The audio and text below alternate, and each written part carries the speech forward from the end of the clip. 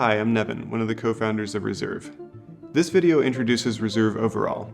We're going to tell you about the main problems with money that we're trying to solve, how we're trying to solve them, the progress we've made so far, and how you can use what we've already built and help us build what's next.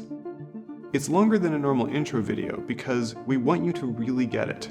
If you already kind of know what Reserve is basically doing but don't understand why or how we're doing it, this video will get you to the next level.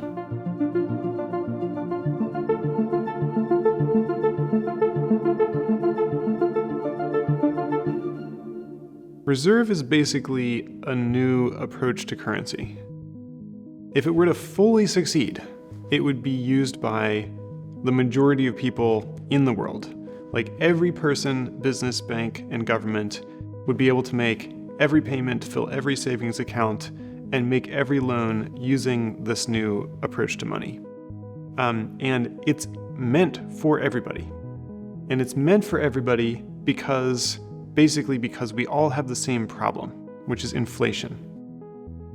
The prices go up for almost everybody in almost every country. And this happens every year, every decade, every century. The prices just keep going up.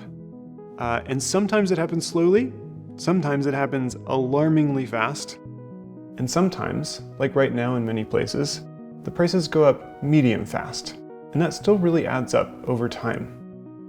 The International Monetary Fund has consumer price data going back to 1960 for a lot of countries, and that's what we're showing here on this chart.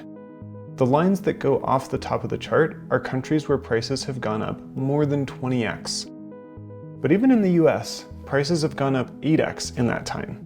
That means that if your family saved any money in US dollars since 1960, you can only buy 1/8 as much now as you could then, an 87% loss in purchasing power. Why? Why do the prices always go up? The prices always go up because we always print money. Or more specifically, we always print money faster than our economies can handle it. Economists have known for a long time that overprinting money leads to price inflation. Here's Milton Friedman showing the relationship back in 1978.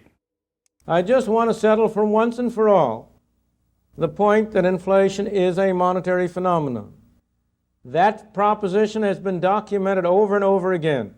We have evidence for the United States for over 100 years, for Great Britain for 200 years, for Sweden for 200 years. That chart is for the United States, and it covers the 13 years from 1964 through 1976. And one of those charts is the quantity of money per unit of output, and the other line is a consumer price index. Let's decode what he's saying here. The green line is money being printed, and the red line is prices. So you can see that as more money is printed, prices go up proportionally. Prices are going up because the dollar is being diluted, and that reduces its value. The green line is not just showing the amount of money in circulation, it's actually showing the money supply divided by the size of the economy. That's why he said quantity of money per unit of output. What this means is that if the money supply were growing at the same rate as the economy, for example, if they were each growing at 2% per year, that green line actually would have been flat. To the extent that it's steeper than flat, that's because we're printing money faster than the economy is growing. So this shows that in the 70s, we were printing money quite quickly relative to economic growth, and inflation was moving at the same quick pace as well. But you may say that's only for the United States. But what about other countries? The next slide is for Germany for the same period. And again, you will see the same story. Well, the United States and Germany are very similar countries. What about another country? That's for Japan, and you will notice that Japan experienced a much greater price rise than either the United States or Germany did. Let's have the next chart, which is for Great Britain. You can see each one of these has a little bit more inflation than the preceding one, but each one of them, you again have the same relationship in every case between the quantity of money and prices. Or what explains the next chart for Brazil? Now that's an inflation that's really an inflation. That's none of these baby inflations we've been playing with. Of course, there are still better ones in Argentina and Chile, but we don't have a big enough room. So why does printing more money make money less valuable. When people have more money, they're willing to spend more. They actually feel like things are worth more. Johnny Harris puts this really clearly in his video on inflation. Inflation is when there is more money in the economy than stuff to spend it on. But if you're like me, the simplest definition never does it for you. So let's try this. Imagine a village that has one market where people buy all of their stuff, their food, their clothes. But one day the government shows up because they're worried about the economy of this village. So they tell the people that if they want to take out a loan, they're going to make sure that the banks will not charge them a high interest rate. They want to encourage the people to take out loans and spend money. Oh, and they also drop off a giant pile of cash for everyone in the village. And everyone in the village is like, sweet, I'm feeling pretty rich. Villagers now are going to their market and they're buying way more stuff. Many of them have been eyeing the fancy electric bike in the market that before they couldn't justify, but now they totally can because they have all this new money. The store owner's like, sweet, this is great for business, but he's running out of bikes. In fact, he's running out of everything because now all of these people have extra money and they're buying way more than they used to. The store owner's like, I can't keep up with all this demand. I should raise prices. And that is inflation. In this case, it didn't work out that badly for the villagers. Prices went up, but they had all that free money to make up for it. The thing is, it doesn't usually work that way. We don't usually print money and hand it all out perfectly evenly to everybody. We often spend it in concentrated ways. For example, we might print a bunch of money and then use that to bail out a particular bank. Or we might print a bunch of money and use that to pay back lenders that we borrowed from in order to fund a war. Ray Dalio just wrote a great book about when and why we do this with our world reserve currencies. As I studied the 10 most powerful empires over the last 500 years and the last 3 reserve currencies, it took me through the rise and decline of the Dutch Empire and the guilder, the British Empire and the pound, the rise and early decline in the United States Empire and the dollar, and the decline and rise of the Chinese Empire and its currencies. Breaking the link to gold allowed the U.S. to continue spending more than it earned, simply by printing more paper dollars. Since there was an increase in the number of dollars without an increase in the country's wealth, the value of each dollar fell. As these new dollars entered the market, without a corresponding increase in productivity, they went to buy lots of stocks, gold, and commodities, and hence caused their prices to rise. As I studied more history, I saw that the exact same thing happened many, many times before. I saw that since the beginning of time, when governments spent much more than they took in taxes, and conditions got bad, they ran out of money and they needed more. So they printed more, a lot more, which made its value fall and made the prices of most everything, including stocks, gold, and commodities, rise. That's when I first learned the principle that when central banks print a lot of money to relieve a crisis, buy stocks, gold, and commodities, because their value will rise and the value of paper money will fall.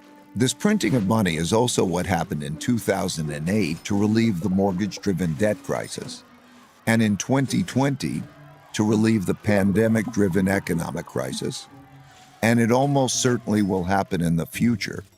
When debts become very large and there is an economic downturn, and the empire can no longer borrow the money necessary to repay its debts, the financial bubble bursts. This creates great domestic hardships and forces the country to choose between defaulting on its debts or printing a lot of new money. It always chooses to print a lot of new money, at first gradually and eventually massively. That devalues the currency and raises inflation. Of the roughly 750 currencies that existed since 1700, less than 20% now exist, and all of them have been devalued. For the Dutch, this happened after their defeat in the Fourth Anglo-Dutch War, when they weren't able to repay the massive debts they built up during it. This led to a run on the Bank of Amsterdam and a desperate sell-off, forcing massive money printing, which devalued the currency and the empire into irrelevance. For the British, this happened after World War II, when despite their victory, they could not repay the massive debts they borrowed to fund their war effort. This led to a series of money printing, devaluations, and sell-offs in the British pound, as the US and the dollar emerged dominant and created a new world order. At the time of this recording, the United States hasn't yet reached this point. While it has massive debt, spends more than it earns, and funds this deficit with more borrowing and printing huge amounts of new money, the big sell-off in dollars and dollar debt hasn't yet begun. The point Dalio is making here is that we don't only need to worry about the constant slow inflation of the dollar, we need to worry about potential massive devaluations, just like we saw with the past two reserve currencies at the end of their reign.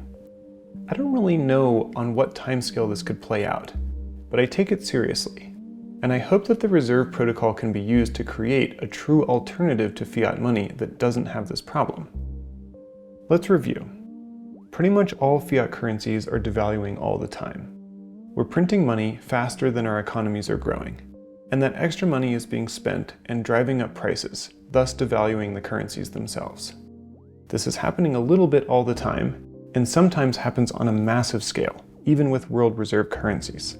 Dalio, Harris, and Friedman all go into more detail in their full videos, which we've linked in the description for you to watch later, but you get the idea. What this means is when you put in hard work and you get your paycheck, if you don't spend it all right away, the amount that you can purchase back from the world is just always going down. But what if it wasn't? What if that's not how money worked? What if there was a way where your purchasing power just stayed the same? That would mean that you could do some work and earn $1,000, and 50 years later, that same $1,000 could purchase exactly the same amount as it could today. That's fundamentally what we're trying to offer. We're trying to offer that type of stability to everybody worldwide indefinitely.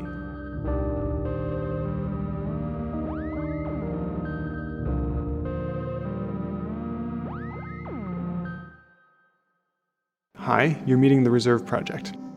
As of this video, the project has two main parts: a protocol for creating asset-backed tokens, and also a fintech app for using those tokens as money. The fintech app is a normal centralized company, whereas the protocol operates mostly outside of the founding team's control.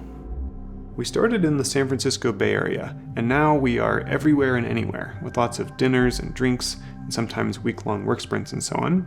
Recently, we're starting to have clusters of people in Buenos Aires, Bogota, Mexico City, and San Francisco. For the past 4 years, we've been planning how to make currencies that don't inflate, and rolling out several initial pieces to get us there.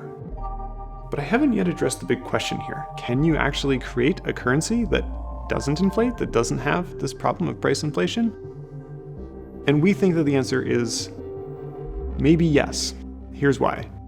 So the thing is, in a sense, wealthy people have already solved this problem. What I mean by that is that wealthy people don't keep their money in currency. They know that even the US dollar is losing value all the time. And so they keep their money in very diversified baskets of assets, like stocks, bonds, gold, and real estate. And they only convert enough money into their local currencies to cover short-term expenses or to carry out transactions. So someone might sell some stock for US dollars to go buy a house, for example. What we basically propose is to take the same assets that wealthy people already use to protect their wealth and aggregate those assets all together and then make a currency directly out of them, like an asset-backed currency, a currency that is backed by that diversified basket of assets directly, one-to-one. This way, you can just store your wealth, just like wealthy people already do, using that currency backed by a basket of assets. And you can also go right ahead and spend portions of that wealth directly, because the currency is just a token. And you don't need to ever trade out into any local fiat currency.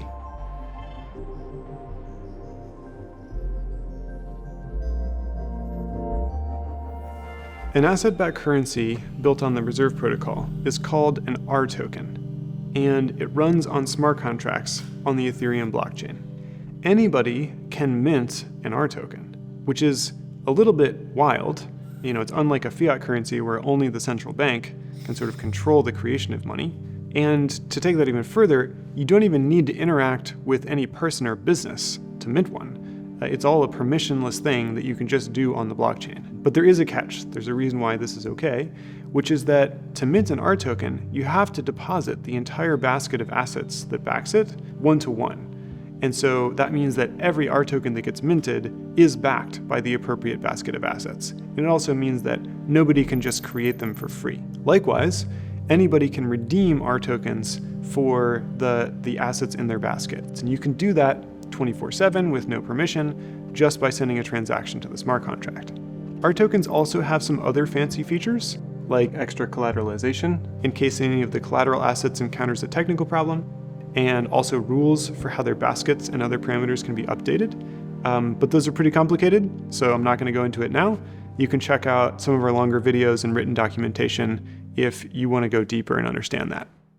We ultimately envision these currencies being backed by highly diverse baskets of tokenized assets. Again, just like how wealthy people today already diversify their holdings.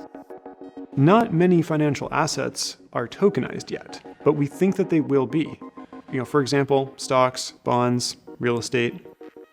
Gold, interestingly, already is, by two different custodians. So that's one example of the sort of tokenization we're talking about. A funny thing about the Reserve Protocol is that the team that invented it and that has developed it has never created a currency with it. And we don't intend to. And the thing is, we don't need to, because anybody can do that. And the whole point is to allow anyone and everybody to try their hand at doing so. So just like how you can go deploy a smart contract in Ethereum, or you can deploy a new trading pair on Uniswap, and in those cases you don't need anybody's permission, nobody even has to know that it's you doing it, you can also go and deploy a new currency on Reserve without our permission. And also, you can get paid to do that, because currencies on Reserve can generate revenue. And as the creator, you can choose to take a cut if you want to. Since not a lot has been tokenized yet, early RTokens will look really different from how we think RTokens will look 10 years from now. Today, you can mix and match anything in DeFi, and that can get pretty interesting, but it will usually still leave you depending on the US dollar at the end of the day, because most of what's interesting in DeFi is interesting derivatives on top of US dollar stablecoins. That's why the tokenization of everything else is so important to the Reserve project in the long term.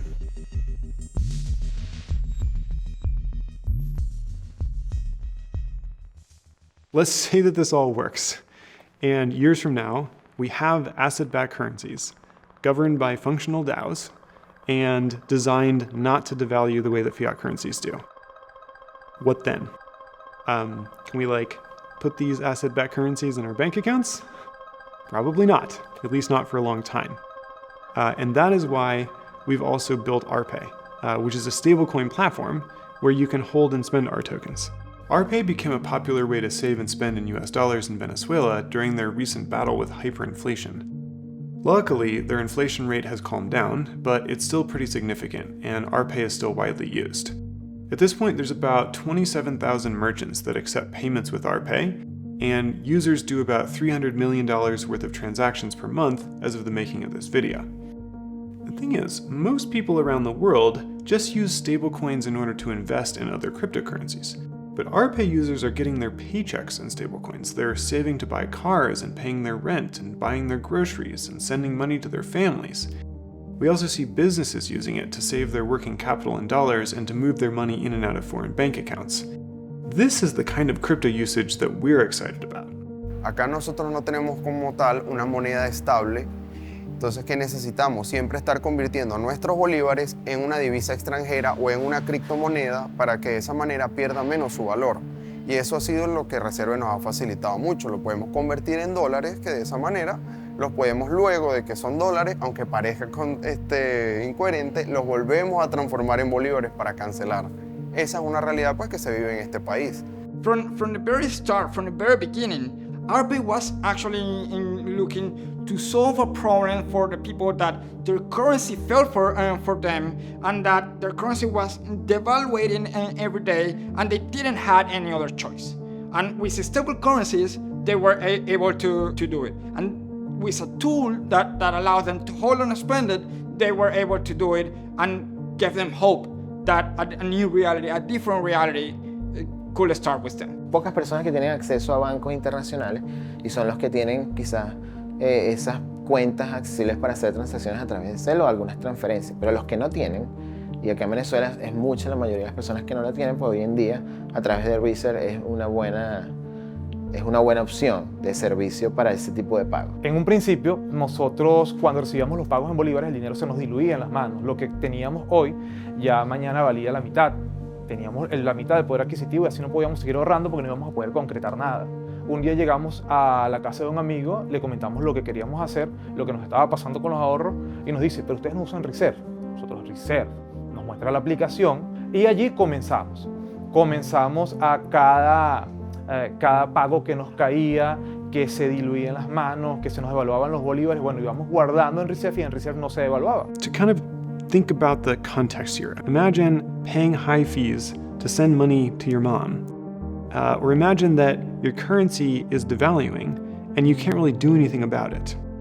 It's kind of weird. We live in this world where it is possible to, click once and make a free video call to somebody anywhere in the world, but to send a few dollars to a family member living in some other country is often a daunting process and it's often expensive. Why is that, right? It just seems like the electronics should allow us to do it. The internet should allow us to do it. What is the problem? Many of the financial regulations that exist today were from 20, 30, 40 years ago and more, creating a lot of bureaucracy in the process, adding a lot of different intermediaries on the process to make a financial transaction, increasing costs, and creating barriers that divide and exclude.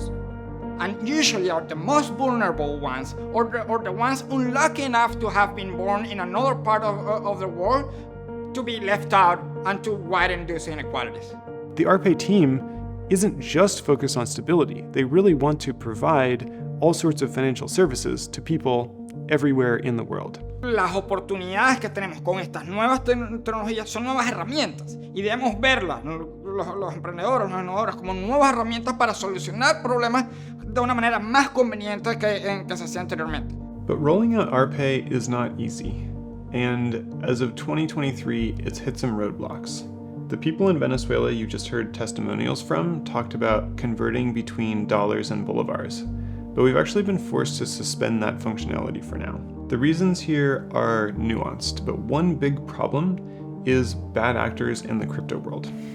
After the Terra stablecoin collapse and the FTX exchange collapse, which both caused billions of dollars in losses for their users, banks in the US and elsewhere are even more wary to work with crypto companies. And in Venezuela, the head of the crypto regulatory agency was involved in a multi-billion-dollar corruption scandal and sent to jail, which has led to the suspension of all of the crypto exchanges in the country and the reorganization of the regulator itself, and just a lot of negative crypto sentiment overall. RPay requires cooperation with local governments and local banks in order to operate, and it's hard to blame either of those for being skeptical of crypto, given how many scandals we've been through in the past 2 years. On the positive side, RPay recently received a license from OFAC, which is the Office of Foreign Asset Control within the United States Department of the Treasury. This license reduces the sanctions compliance uncertainty that comes from operating in Venezuela. Economic sanctions in the US placed on Venezuela make it very difficult for most businesses to exist and serve customers there. So this license is meaningful to me in 2 ways. First, it's a sign that US government agencies are willing to support financial services based on crypto when those services are providing real value. And we carefully explained the humanitarian value of RPay to OFAC, and I'm pretty sure it was relevant to their decision to offer a license. Second, it's a demonstration of the RPay team's willingness to work through the challenges in bringing these services to those who are often left out of the system. Many fintech companies chose to just cut Venezuelans off in order to reduce the sanctions uncertainty, which, I understand. But the RPay team put in quite a lot of effort to get a license so they could go on serving Venezuelans. I am sure that there will be more barriers like this to overcome along the way, but the RPay team, led by Gabo, whom you just met, is extremely dedicated to broadening access to financial services, whatever that ends up taking. In fact, pretty soon you're not going to hear the name RPay anymore. Let me show you a video that introduces the new brand and what we think is the solution to the barriers I just told you about. Hola, soy Gabo, fundador y CEO de Business Finance. Hoy vengo a hablarles de nuestro nuevo producto, un centro financiero que une a toda América y te permite enviar dinero de inmediato y sin costo. Pero antes, vamos a ver el panorama.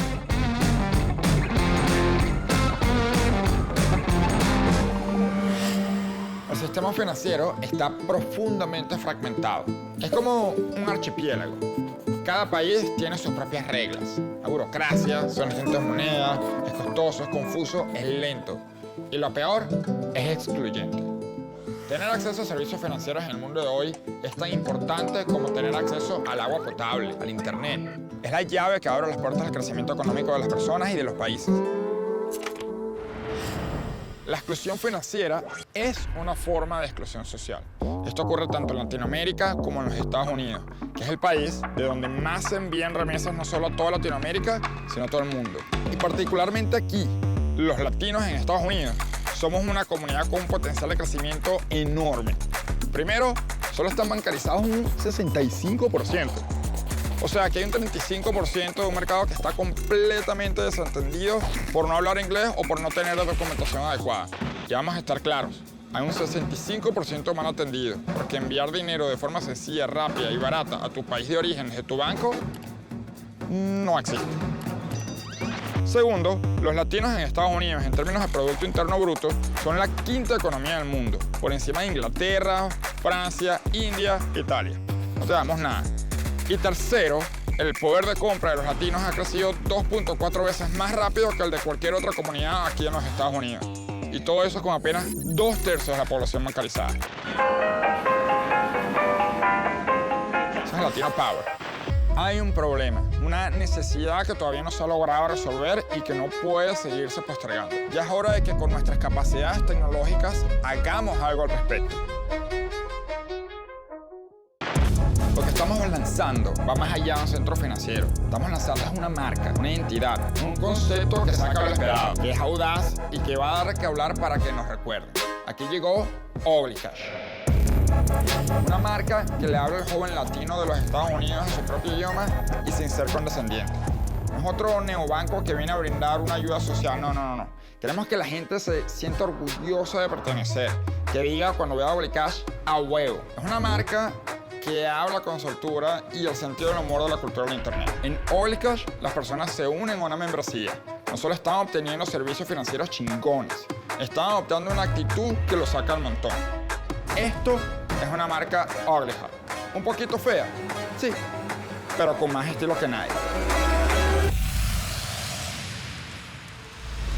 Oblicash parece solamente una app en tu teléfono con un icono simpático, pero en la práctica es un centro financiero en dólares con una tarjeta vinculada a tu cuenta que une a todo el continente americano. Una plataforma que ofrece a todos sus miembros la posibilidad de enviar y recibir dólares libremente, ya sea a la esquina de tu casa o a otro país, sin comisión, sin demora y sin pego. Ahora, ¿cómo es posible? O sea, ¿cómo logramos estas transacciones más allá de las fronteras sin costo para nuestros usuarios? Gracias al desarrollo de nuestro propio sistema de Digital Dollar Custody, un sistema que respalda los balances de los usuarios en Latinoamérica en stablecoins. Esos saldos quedan bajo nuestras custodias y todas las transacciones ocurren dentro de nuestro layer. A esto le sumamos un puente digital totalmente seamless entre nuestro sistema digital Dollar Custody y los miembros bancarizados de Oblicash en Estados Unidos. Es decir, los miembros en Estados Unidos y los miembros de LATAM pueden hacer transferencias de nuestra plataforma sin problemas y completamente gratis. Además, no nos quedamos allí. Desarrollamos un sistema de rewards donde los miembros ganan puntos cuando envían dinero a través de Oblicash y el receptor luego utiliza su tarjeta. Somos el único programa que te recompensa por enviar dinero. La experiencia es bastante uniforme para todos los miembros sin importar dónde estén. pero sí hay algunas distinciones dependiendo si están en los Estados Unidos o en LATAM. Para los miembros en Estados Unidos, gracias al sponsorship de Bank or Savings Bank, los miembros de Oblicash tendrán una cuenta corriente bancaria a su nombre, asegurada por el FDIC, que puede recibir transferencias ACH, direct deposit, emitir estados de cuenta, hacer RPay y sin costos de mantenimiento. Ahora, esta parte no la tiene Bank of America. Con un tap, enviar dinero sin costo a Latinoamérica. Porque, escuchen esta vaina, un 81% de las personas consideran su banco al momento de realizar transferencias cross-border. Pero ya sabemos cómo funcionan esto. Y sí, es una cuenta bancaria en Estados Unidos con mucho flow latino, que entienden perfectamente las necesidades financieras de nuestra gente, las dificultades de acceso a servicios bancarios, la burocracia, el loss in translation y la fricción que eso genera. Aquí hablamos tu idioma en todo el sentido de la palabra. Además, viene con una tarjeta de débito Mastercard para que puedas utilizar tu dinero donde quieras. Sí, incluso lo puedes afiliar a Zelle, Cash App, Venmo, entre otras. Y un feature que es arrechísimo. Puedes meterle efectivo a tu cuenta así, cash, y mandárselo a su tía en Oaxaca. Muestra un código de barras en cualquiera de los retailers más grandes de los Estados Unidos y listo. Sin hacer filas y, más fácil que comprar tu chocolate. Medio huevo. Y para Latinoamérica, los miembros de Oblicash tienen un balance en dólares gracias a nuestro sistema de Digital Dollar Custody, con el que pueden depositar o retirar en algunas monedas locales y otras stablecoins. También tienen una tarjeta con la que pueden comprar en cualquier comercio local, internacional o en línea. Es decir, del Digital Dollar Custody a la tiendita de la esquina. Y por último, los miembros en Latinoamérica pueden comprar, vender, depositar y retirar Ethereum y Bitcoin. Así empieza Oblicash, con un enfoque primero en los latinos en Estados Unidos. Pero nuestro objetivo va mucho más allá. Nosotros lo que queremos lograr es que toda persona, no importa dónde vive o dónde nació, tenga las mismas oportunidades de crecimiento.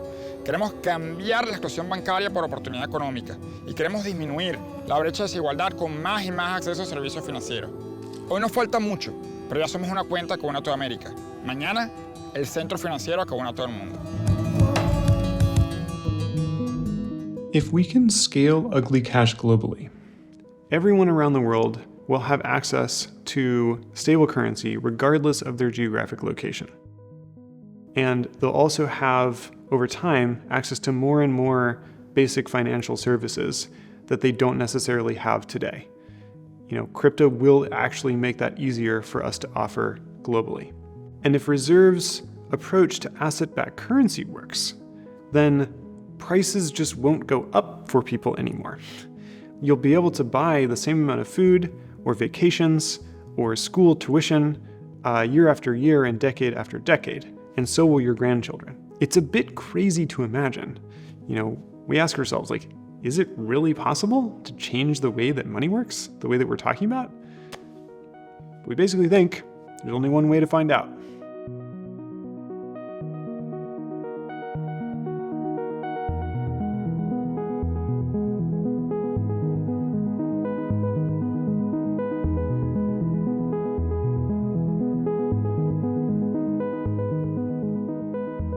You can also try these things out if you want to. Ugly Cash, for example, is on both iOS and Android. You can see a longer list of RTokens on Register. They're not all listed in RPay. Register is kind of like the Etherscan of Reserve, and it can be found at register.app. Reserve rights token holders can participate in governing and insuring RTokens, and they can get paid to do so. If you're interested in that, you can explore the staking reward rates on Register to see if that appeals to you, and if so, you can buy some RSR on your crypto exchange of choice and get started staking.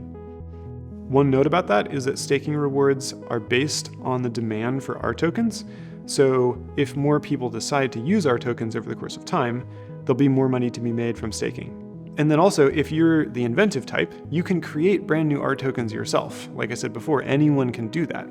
If you have an idea for an asset-backed currency that can be implemented with existing ERC20 tokens, or by the way, any DeFi positions that can be wrapped to tokenize them, then you can use Register to deploy new RTokens yourself. Depending on how complicated you want to get, you might need to create a new collateral adapter, which can require some technical skill, and you're welcome to come find us on our Discord and talk to us about how to do that. And then also, if you want to work on Reserve in a dedicated way, you have a couple of options. you can apply to join one of the full-time teams working on the project at reserve.org/jobs, or you can apply for a grant to work on a specific project on your own or with a team of yours or a small group at reserve.org/grants.